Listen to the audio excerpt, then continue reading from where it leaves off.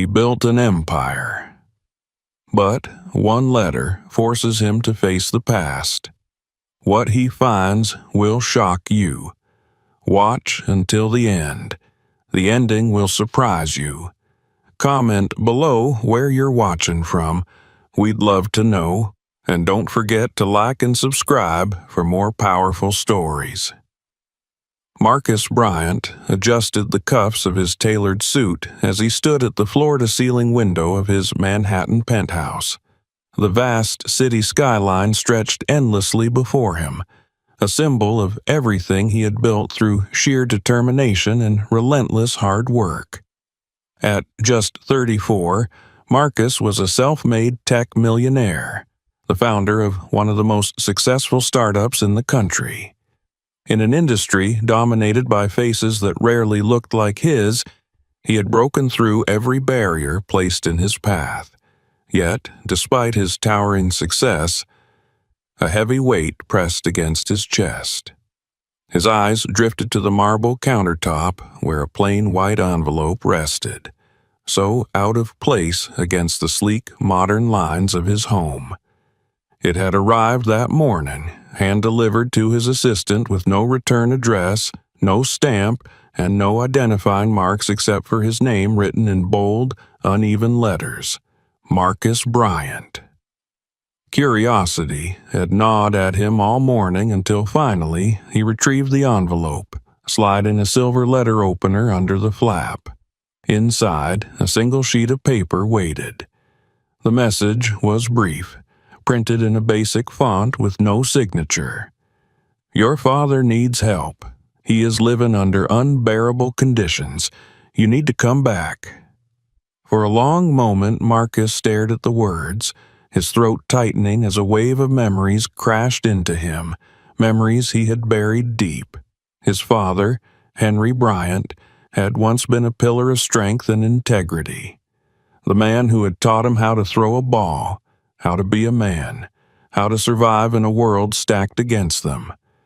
But that was before his mother died, before their world shattered, before Victoria came into their lives.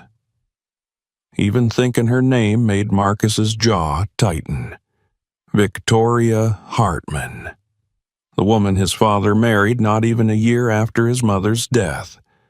A woman as cold and calculating as they came, with a permanent sneer of superiority and eyes that had always looked through Marcus like he was nothing more than a nuisance. She had swooped in when Henry was at his lowest, wrapping her claws around him and slowly suffocating everything good left in their home. After enduring years of her disdain and cruelty, Marcus had finally escaped. At 18, he'd packed his bags and left the small southern town he once called home, swearing never to return. He'd channeled his rage, his pain, and his grief into building his empire. And he had succeeded. Marcus Bryant had become a name, powerful, respected, and untouchable. Until now. The letter sat heavily in his hands. Who sent it? Why now? And what the hell was happening to his father? A part of him wanted to ignore it, to stay cocooned in his success. But another part, the son who still remembered the man who once lifted him onto his shoulders, knew he couldn't. The next morning, Marcus found himself boarding his private jet, the New York skyline disappearing behind him. Clouds swallowed the city as the plane soared, and with every mile the pit in his stomach grew. He hadn't been back in over a decade, and the thought of facing Victoria again made his skin crawl. Several hours later, the jet landed at a small regional airport. The suffocating heat and heavy southern air greeted him like an unwelcome embrace. He rented a car, a simple black sedan, and set off toward his old hometown. The farther he drove, the more the years seemed to peel away. The streets looked smaller now, the buildings more fragile. The once thriving Main Street was lined with boarded-up shops and fading signs, a ghost town compared to the vibrant city he had just left. By the time Marcus turned onto the long dirt driveway leading to his childhood home, his hands gripped the steering wheel so tightly his knuckles turned white. What he saw made his stomach drop. The once beautiful white house, with its grand wraparound porch and perfectly trimmed hedges, was a shadow of its former self. Paint peeled from the siding. Shutters hung crooked. The yard was overrun with weeds, wild grass choking the life out of what used to be his mother's rose garden. The home he remembered was gone, replaced by this decaying corpse of a house. Marcus climbed out of the car, the crunch of gravel loud in the oppressive silence. Slowly, he made his way up the steps, each creak beneath his feet sending a shiver up his spine. He raised his hand and knocked. The sound echoed hollowly. For a moment, there was nothing. Then the door creaked open. Victoria Hartman stood there, almost exactly as he remembered her. Her blonde hair was perfectly coiffed, her makeup flawless, and a string of pearls hung around her neck like a badge of her self-importance. But behind her eyes, Marcus saw something else, something desperate and calculating. "Well, well," Victoria drawled, a cruel smile curling her lips. "Look who decided to come crawling back." "Where's my father?" Marcus demanded, his voice cold. Victoria's smile widened. "Henry? Oh, he's around, keeping himself busy. Why don't you come in? It's been far too long." Against every instinct screaming at him to turn and walk away, Marcus stepped inside. The air smelled of dust and mildew. What was once a warm family home now felt like a tomb. Furniture was threadbare, coated in grime. The hardwood floors his mother had once polished every Sunday were dull and scuffed. And then Marcus saw him.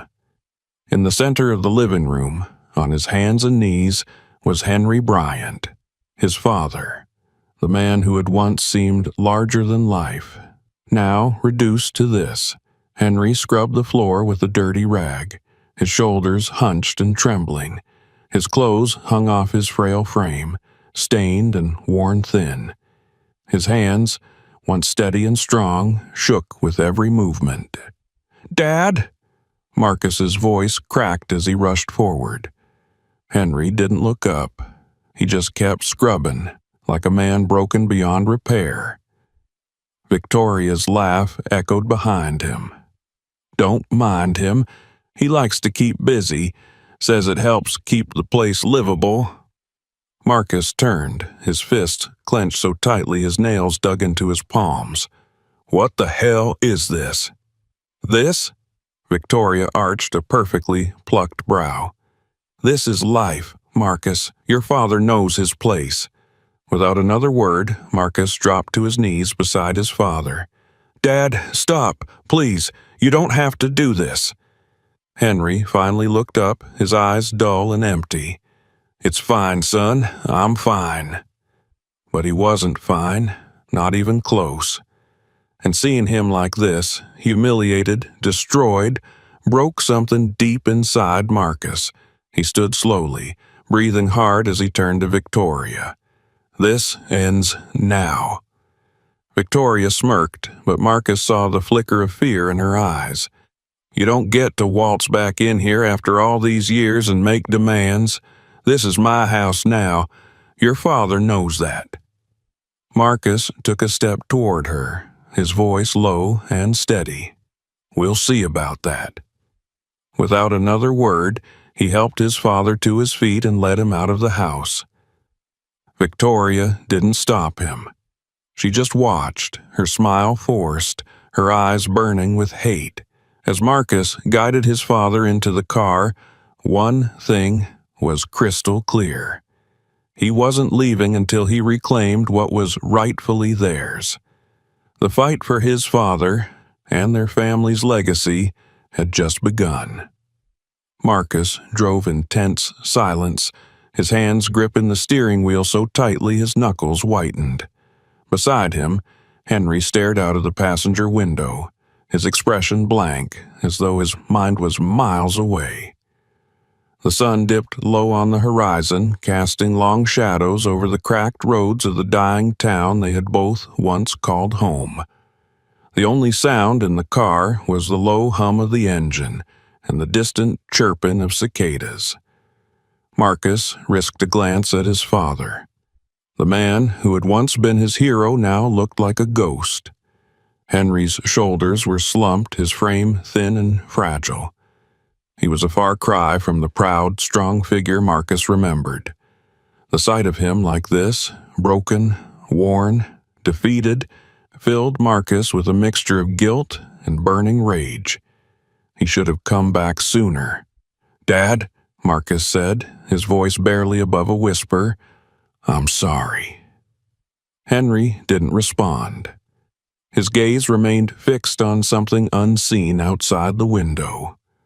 For a moment, Marcus wasn't sure if he'd even heard him. After driving for another 20 minutes, Marcus pulled into the small, run-down motel he had booked earlier that day. It was the only place in town that looked remotely safe, though it was a far cry from the luxury Marcus was used to. He turned off the engine and looked at his father. "Come on, Dad, let's get you settled." Henry blinked slowly and gave a small nod. Marcus helped him out of the car, steadying him as they walked up the short set of steps to their room. The motel clerk hadn't even looked Marcus in the eye when he handed over the keys earlier. Another reminder of how this town operated, ruled by whispers and fear. Inside, the room was simple but clean. 2 beds, a small table, and a chair by the window. Marcus helped his father sit down, watching as Henry's hands trembled as he rested them on his knees. "I don't know why you came back, son," Henry finally said, his voice hoarse like he hadn't spoken much in a long time. "You got your own life now. You don't need to worry about me." Marcus knelt in front of him, forcing his father to meet his gaze. "I do need to worry about you. I should have come back sooner, but I'm here now, and I'm not leaving until I fix this." Henry let out a bitter laugh. "Fix what? The house? The money? It's gone, Marcus. All of it." Marcus stood slowly and grabbed his laptop from his bag, placing it on the small table. "It's not gone until I say it's gone." With that, he powered up the device and began typing. Years of running a successful tech company had sharpened his instincts.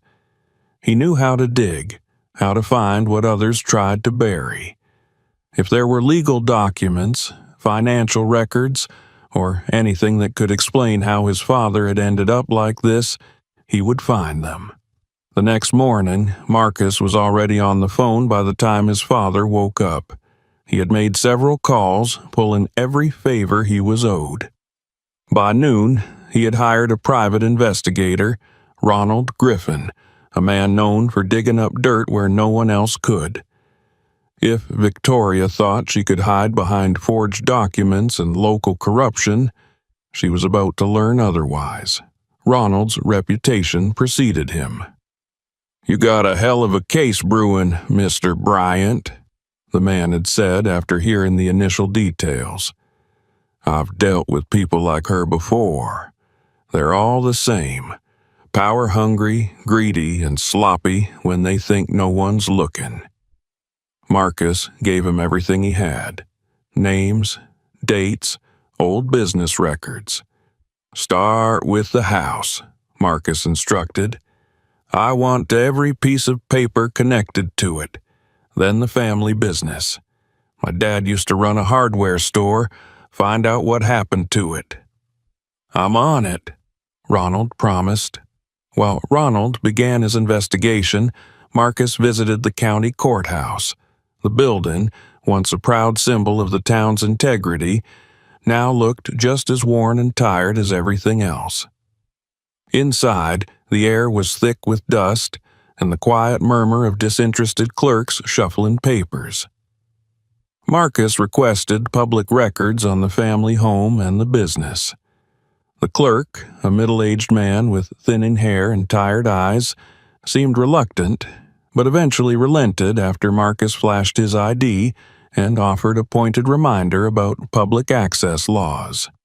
What Marcus found made his blood run cold.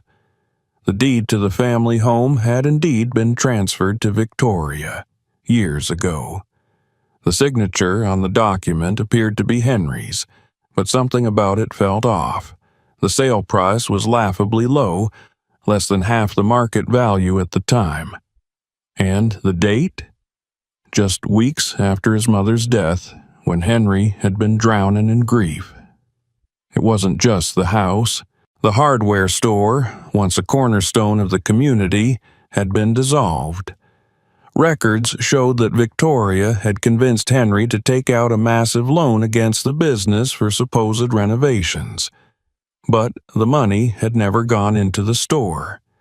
Instead, it had disappeared into an account linked to Victoria.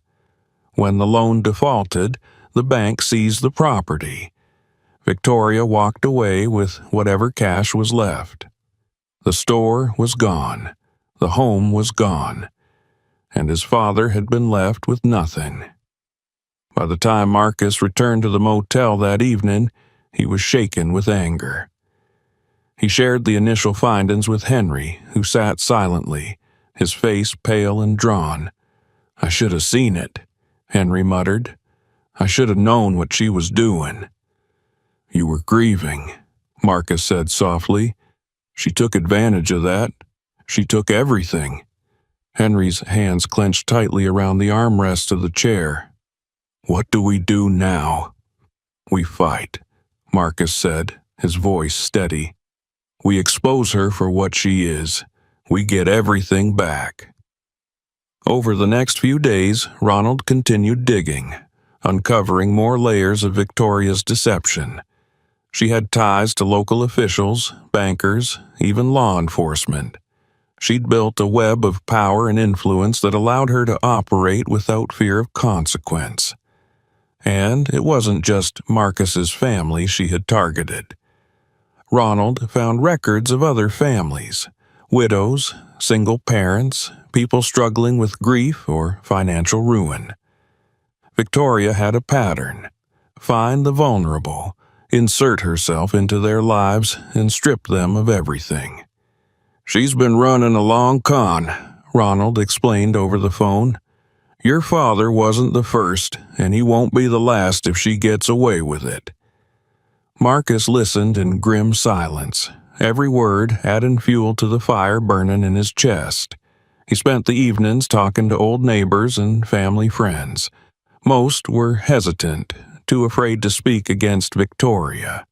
But one, an elderly woman named Mrs. Harper, finally opened up over a cup of tea at her small kitchen table. "Victoria always had her ways," she said, shaking her head. "Your father was too broken to see it, but she didn't waste time worming her way into everything. Made sure everyone knew she was in charge. Anyone who crossed her regretted it."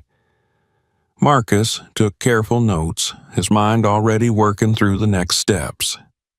That night, as he sat in the motel room staring at the wall, Marcus felt the weight of it all crashing down on him. But he refused to back down. He had fought harder battles in the business world. This was personal. This was family. He looked over at his father, who had finally fallen asleep in the chair by the window. For the first time since he arrived, Marcus saw a flicker of the man his father used to be. A glimpse of the pride and strength that Victoria had tried so hard to erase. "We're going to take everything back, Dad," Marcus whispered into the dark. "I swear it." The next phase was clear. It was time to confront Victoria Hartman head-on. But Marcus knew one thing. He couldn't do it unprepared. Not when the stakes were this high. The battle for the Bryant family legacy was just beginning. The morning sun barely crept over the horizon when Marcus opened his eyes, his mind already consumed with the next move. He hadn't slept much, too busy replaying Ronald Griffin's words and the evidence they'd uncovered. The weight of what Victoria had done, how thoroughly she had dismantled their family, settled on him like a heavy cloak. But today wasn't for grief. It was time to act. Marcus sat at the small table in the motel room, maps and documents spread before him. He circled key locations in red ink: the courthouse, the bank where the loans had been processed, and, most importantly, the family home that no longer belonged to them. Next to the map were stacks of files Ronald had sent over the night before. Each paper, each signature, told a story of greed and betrayal. His father, Henry, stirred in the chair by the window. Though he still looked frail, there was something different in his eyes, a faint glimmer of the man Marcus remembered. A trace of strength slowly returning. Marcus turned toward him. "We have everything we need, Dad. Fraud, forgery, tax evasion, and connections that go deeper than we imagined. She's not going to walk away from this." Henry shook his head slowly. "Son, you don't know the kind of woman she is. Victoria's dangerous. She'll do whatever it takes to protect herself." Marcus nodded grimly. "I've faced worse. And this time, it's personal." Ronald called shortly after, his voice sharp and focused. "I've been poking the hornet's nest, Marcus. She knows someone's digging. Word is, Victoria's reaching out to her contacts, trying to cover her tracks. She's spooked." "Good," Marcus replied coldly. "Let her know I'm coming." It was time for the first real confrontation. Marcus knew Victoria wouldn't go down without a fight, but he needed to see her face when she realized her carefully constructed empire was crumbling. He needed to test her, to gauge just how far she was willing to go. He gathered the documents, the fake deeds, the fraudulent loans, the bank records, all of it neatly compiled into a folder. Then he grabbed the car keys. "Come on, Dad," he said. "You don't have to say a word. Just be there." Henry hesitated but finally nodded. Together, they drove through the quiet town, the streets eerily empty, as if the whole place was holding its breath. The house looked worse in the harsh daylight. The peel-in paint, the sagging porch, the broken shutters, each a symbol of the rot Victoria had brought. But Marcus didn't falter. He parked the car and climbed the steps, Henry trailing behind him. He knocked, loud and purposeful. After a long pause, the door creaked open. Victoria stood there, dressed impeccably as always. Her crisp blouse and pearl earrings looked ridiculous against the backdrop of decay. But it was her eyes that gave her away, narrowed, calculating, already assessing the situation. "Well, well," she drawled, leaning against the door frame. "Back so soon? To what do I owe the pleasure this time?" Marcus didn't waste words. He stepped inside, his presence filling the room. "We need to talk." Victoria arched an eyebrow, amusement flickering across her face. "Is that so? And what could we possibly have to discuss, Marcus? I thought you made your position quite clear." Without responding, Marcus dropped the folder onto the coffee table. The papers spilled out: legal documents, bank records, photographs of forged signatures, evidence of everything she'd done. "These," Marcus said, his voice low and steady, "this is what we're going to discuss." For the briefest moment, Victoria's composure faltered. Her eyes darted to the papers before snapping back to Marcus. But her smirk returned quickly. "You always were good at playing detective, weren't you? But tell me, Marcus, what do you plan to do with all that? Wave it around and hope someone cares?" "I don't have to hope," Marcus shot back. I know people care, and I've brought them with me." He gestured toward the window where a car sat idling. Ronald Griffin stepped out, camera in hand. Next to him was Emma Reed, a journalist from a national outlet Marcus had contacted. Emma's reputation for exposing small-town corruption was well known, and she hadn't hesitated when Marcus shared his story. Victoria's face paled slightly. "You're making a mistake," she hissed. "You think you can just stroll back into this town and take me down? You have no idea how deep my roots go." "I know exactly who you are," Marcus replied. "You're a scared woman who's been living off other people's grief for years, but it ends now." Victoria stepped closer, her voice dropping to a venomous whisper. "You don't know what you're doing, boy. You think those people out there can protect you? They'll be gone the second this gets messy." Marcus didn't flinch. "Then let it get messy." For a moment, they stood there, two forces locked in silent battle. Then Victoria laughed bitterly and turned away. "Fine. You want to play this game? Let's play." The tension was thick as Marcus left the house, his father silent beside him. Once outside, Ronald approached. "She's rattled. You did good." Emma nodded, already scribbling notes. "There's a story here, Marcus, a big one, and when it breaks she won't have anywhere to hide." But Marcus knew it wasn't over. Victoria was dangerous, and now that she knew the walls were closing in, she would lash out. That night, the first shot was fired. As Marcus and Henry returned to the motel, they found the door ajar. Inside, the room had been trashed.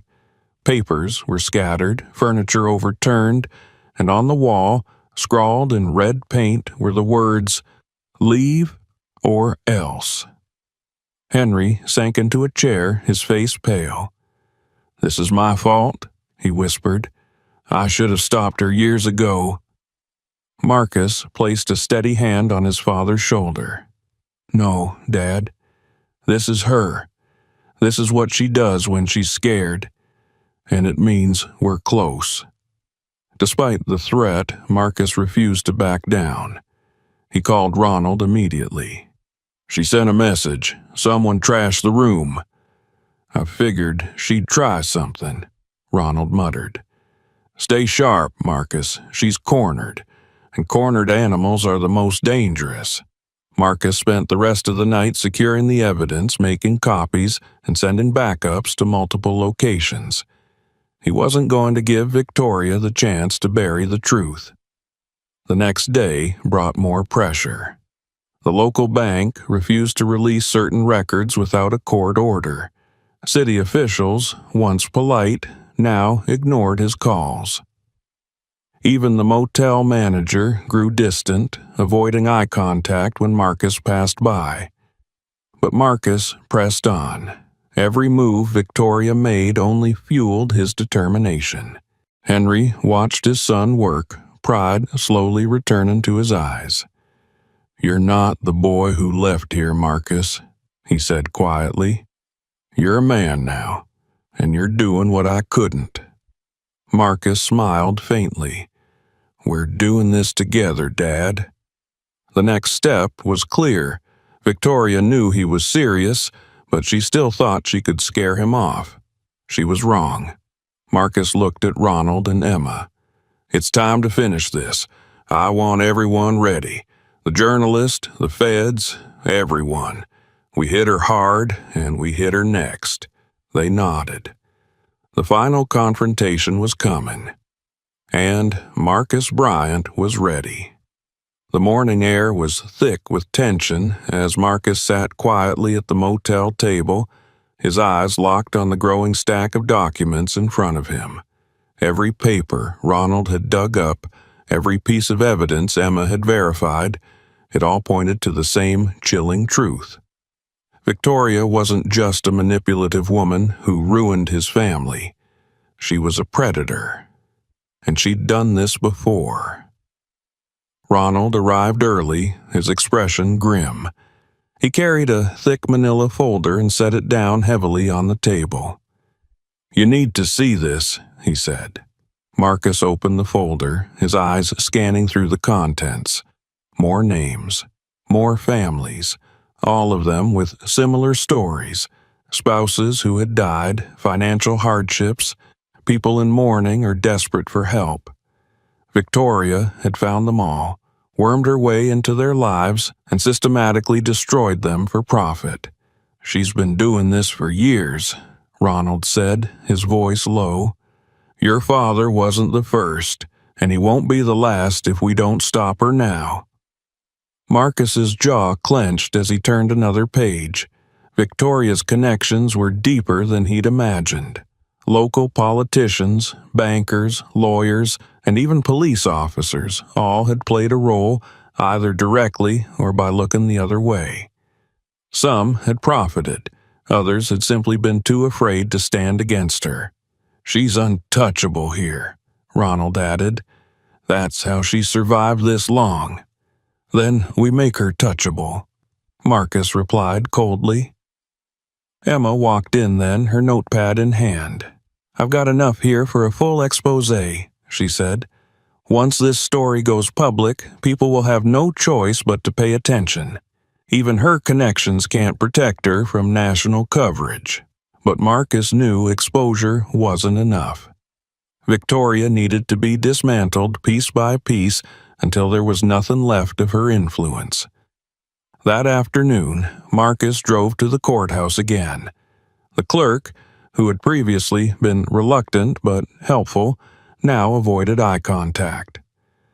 "I'm sorry, Mr. Bryant," he mumbled. "Those records you requested, turns out they're sealed now. New order from the judge." "Sealed?" Marcus snapped. "You told me they were public." "They were," the clerk stammered. Well, Judge Simmons signed the order this morning. There's nothing I can do." Marcus's hands curled into fists. Another one of Victoria's puppets. Another roadblock. When he returned to the motel, Ronald was waiting. "She's tightening her grip. Word is she's planning something." "She's scared," Marcus replied, "and that makes her sloppy." That night, they gathered in the motel room. Marcus, Ronald, Emma, and Henry. The air was heavy, every person aware of how close they were to the final fight. "She's going to hit back," Ronald warned. "I guarantee it. And she'll use every dirty trick she's got." "Let her," Marcus said, "because we're ready." Emma leaned forward. "You know what you're risking, Marcus? If she gets desperate enough, she won't just come after you. She'll try to bury this whole thing permanently." "I know," Marcus said, "but this doesn't stop until she's done." The next morning brought another sign of Victoria's desperation. As Marcus and Henry were leaving the motel, they spotted a black SUV parked across the street. It followed them through town, staying just far enough back to avoid confrontation but close enough to send a message.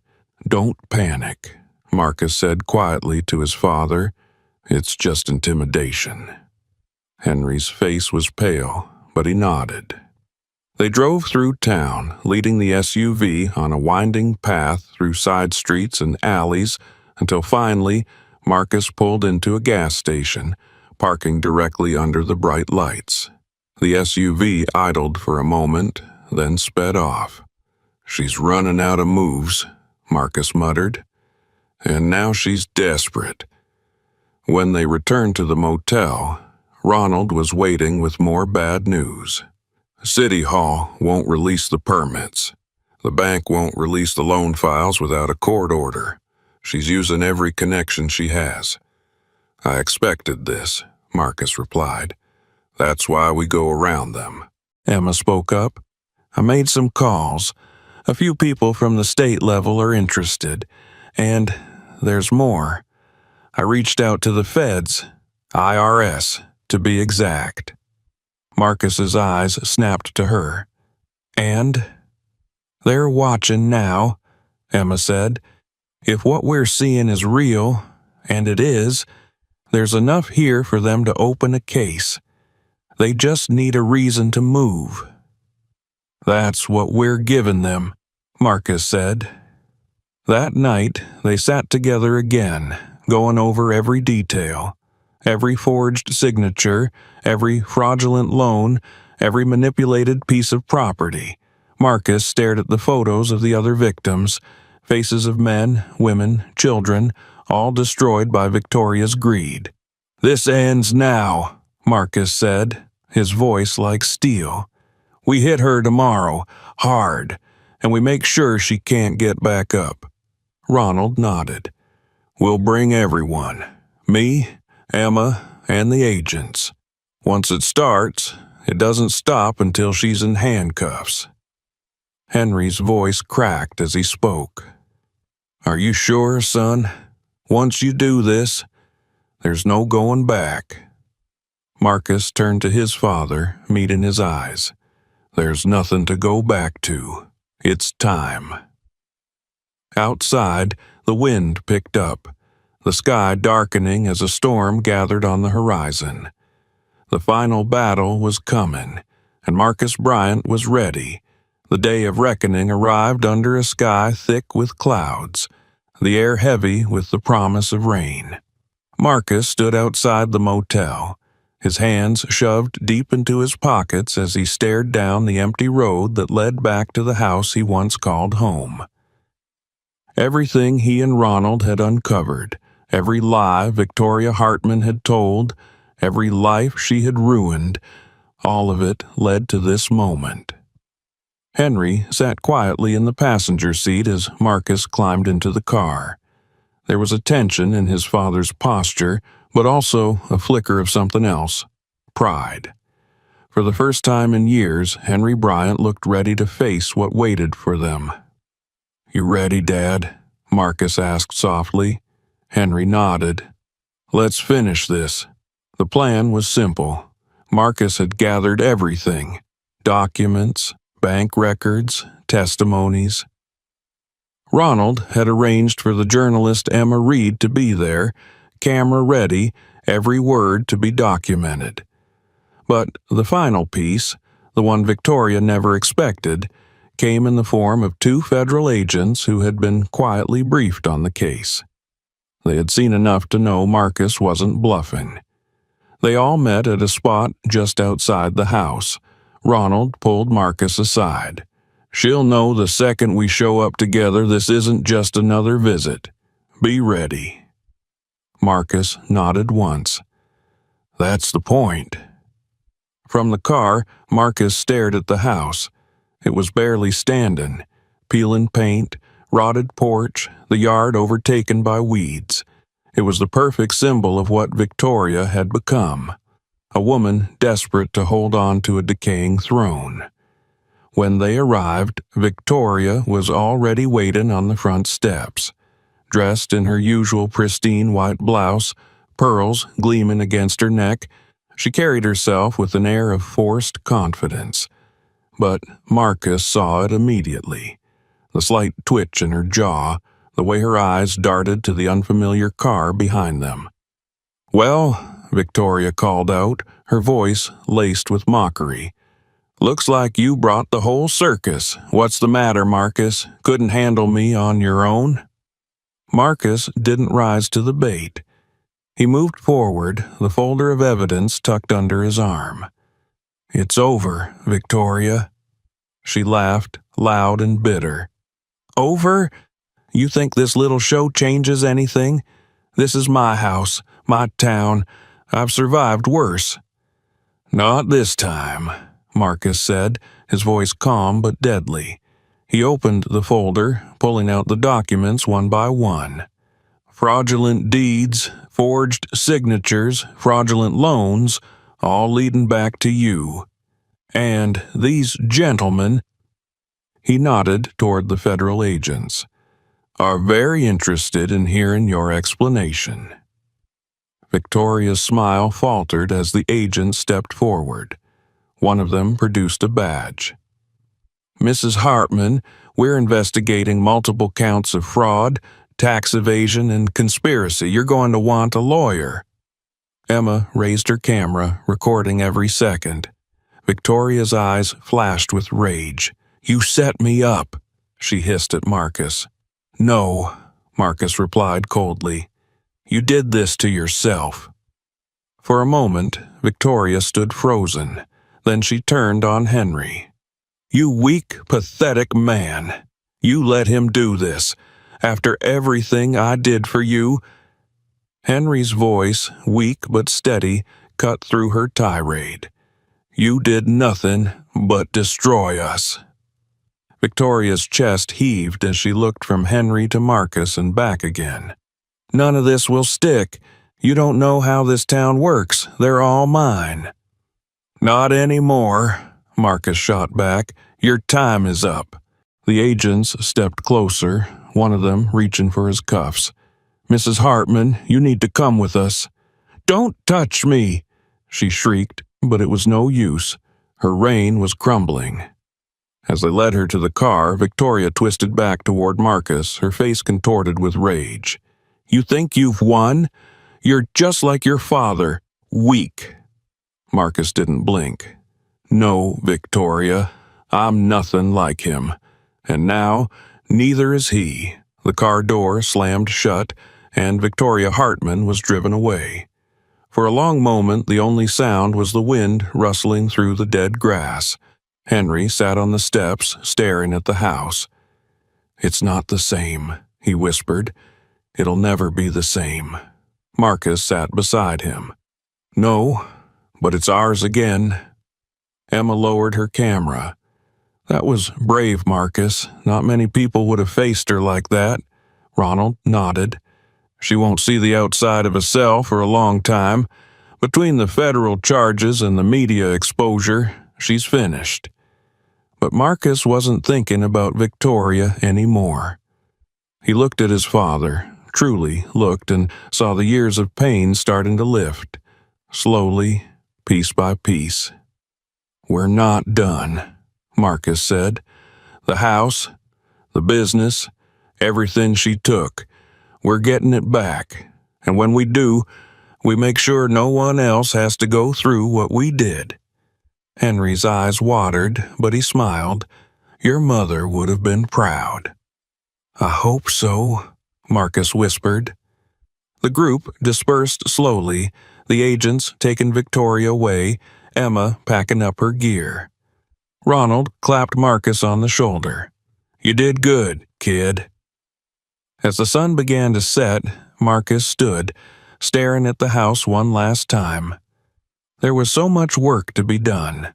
Repairs, rebuilding, healing. But for the first time, he felt hope. Victoria was gone. And the Bryants had won. But this was just the beginning of what Marcus had planned. The fight for their family's legacy wasn't over. It was only just beginning. The days following Victoria's arrest passed in a blur. The town, once silent and complicit, buzzed with whispers and rumors. News of her downfall spread quickly, carried by Emma Reed's published exposé and the federal charges that now hung over Victoria Hartman's head like a noose.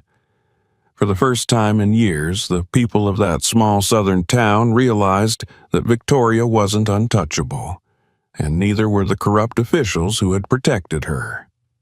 Marcus sat at the kitchen table of the old house, his house now, staring at the piles of paperwork that represented everything Victoria had stolen.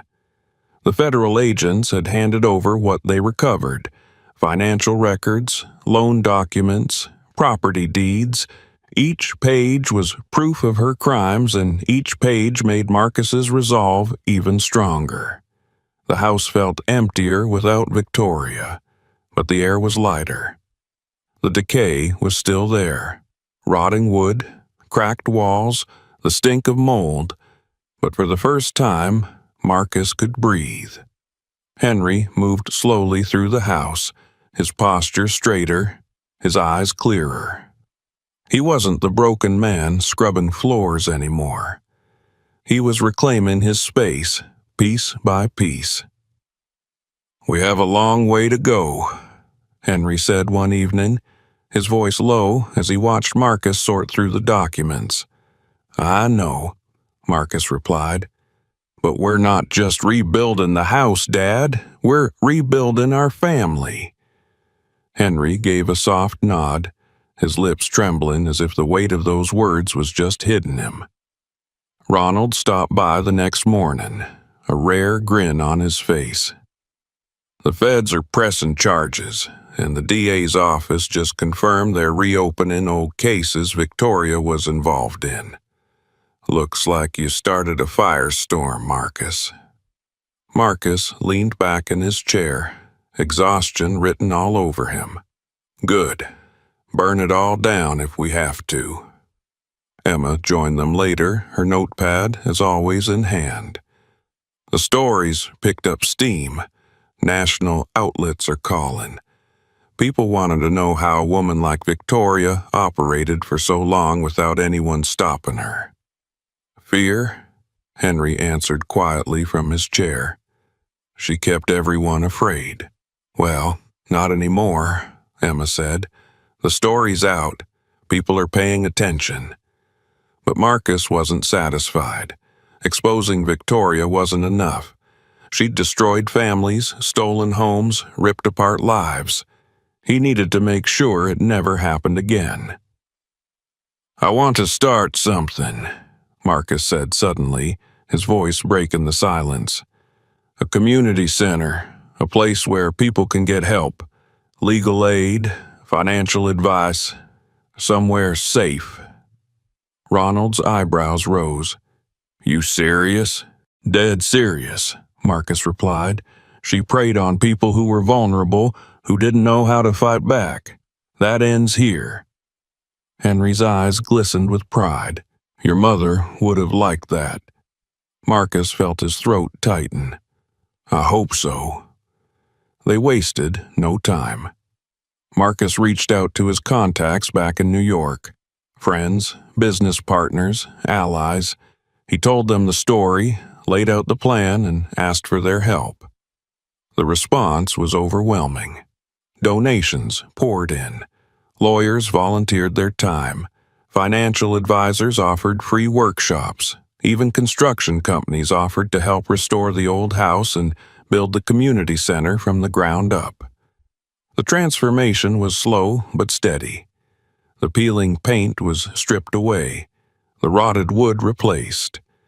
The yard was cleared of weeds, and in their place, fresh grass and flowers bloomed.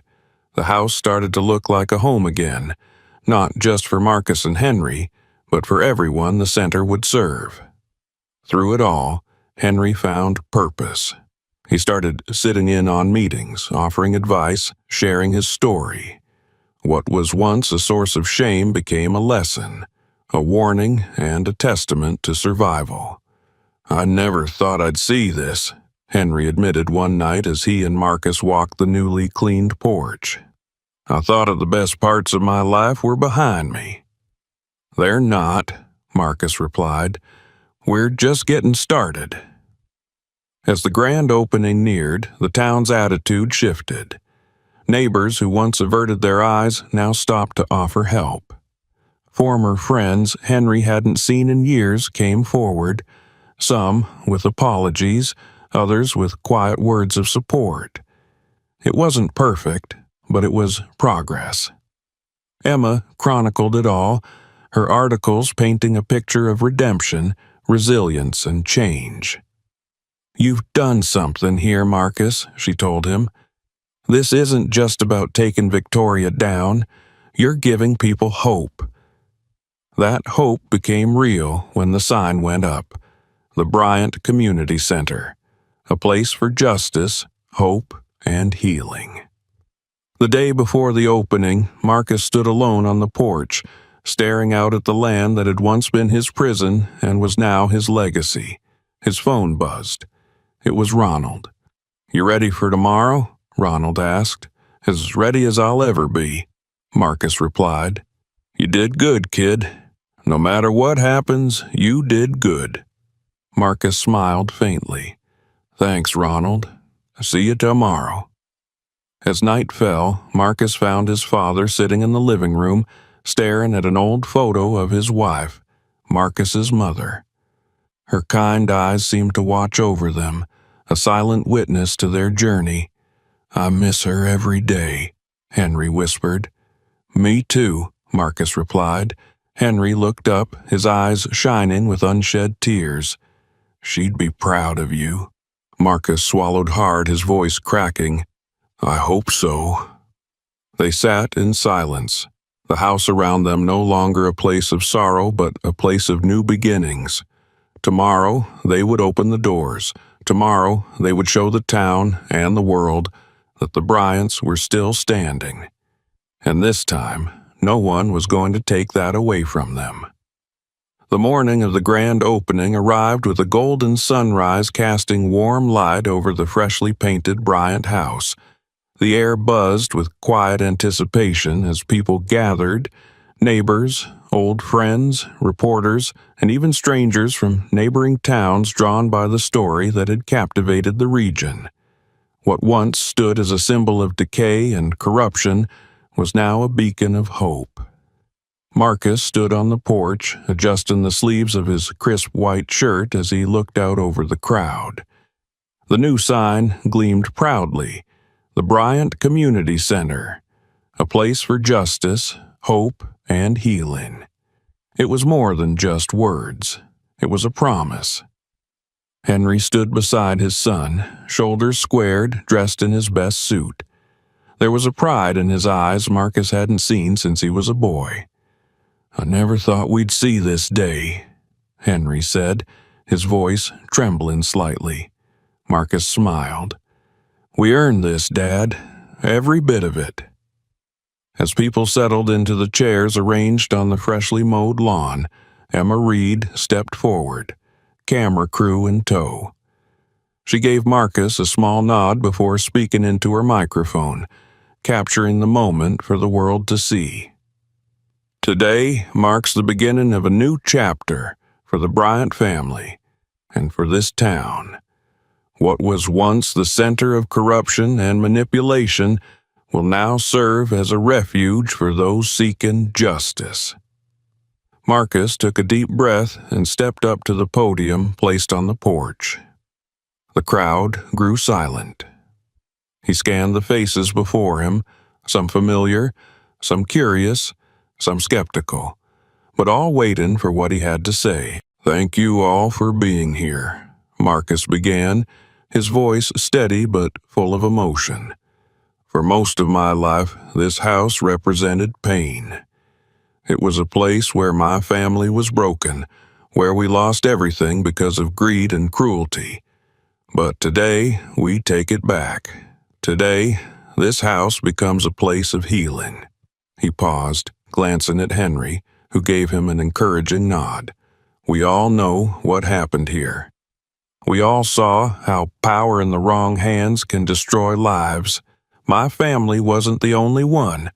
There are others, families who lost homes, businesses, hope, because no one was willing to stand up. Well, that ends now." Murmurs of agreement rippled through the crowd.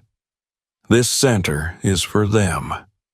For anyone who's ever felt powerless, for anyone who's ever needed a helping hand and didn't know where to turn. Here, you'll find legal aid, financial counseling, community support.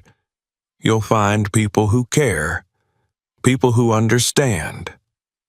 Emma captured every word, her camera crew zooming in as Marcus's voice grew stronger.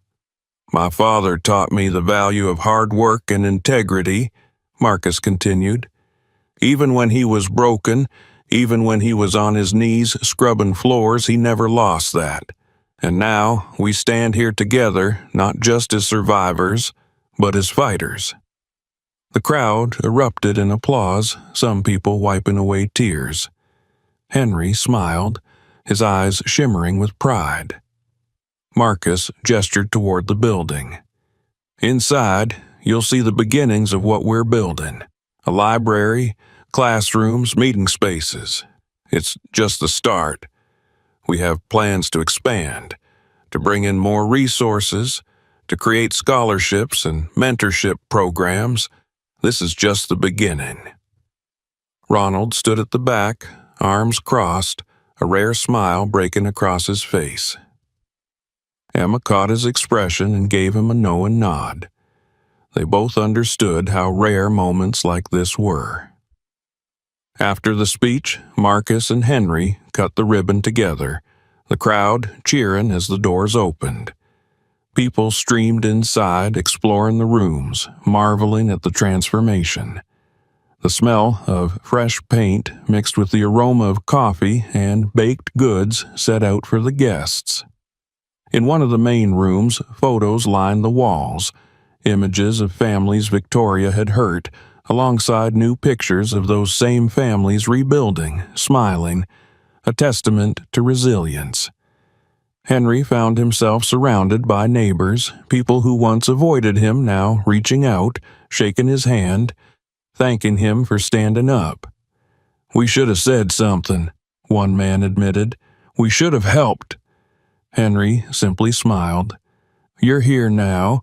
That's what matters." Emma approached Marcus as the crowd thinned.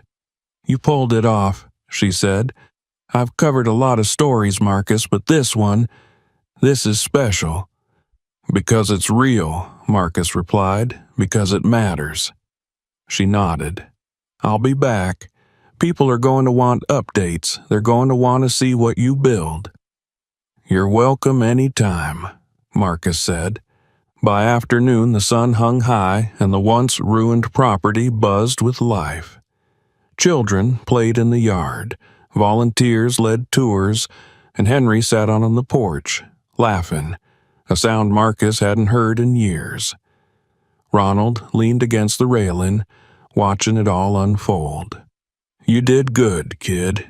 Damn good." Marcus joined him, both men staring out at the scene. "It's not just about us anymore. This," he gestured around them, "this is for everyone Victoria hurt, and for everyone like her out there." "She won't hurt anyone again," Ronald said. "No," Marcus agreed, "and neither will anyone like her. Not while we're here." As the sun began to set, Marcus and Henry sat together on the porch, the sky ablaze with colors. The weight they carried for so long felt lighter now, replaced by a quiet peace neither thought they'd ever feel again. "You did it, son," Henry said softly. "You saved us." Marcus shook his head. "We saved each other."